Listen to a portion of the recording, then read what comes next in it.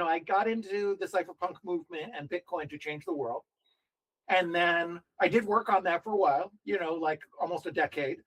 And then I said, well, maybe getting into the US Senate would be a way to change the world. I care about human liberty and human freedom. That's what I want to do. I want to further that however I can, whether it's Bitcoin or politics. So I tried the political thing. I do like Vivek. I was his campaign co-chair for New Hampshire. When I ran myself, I ran for US Senate. And I'm really, in some ways there was probably, not probably, there was definitely some aspect of self-sabotage in that race because I didn't really want that job.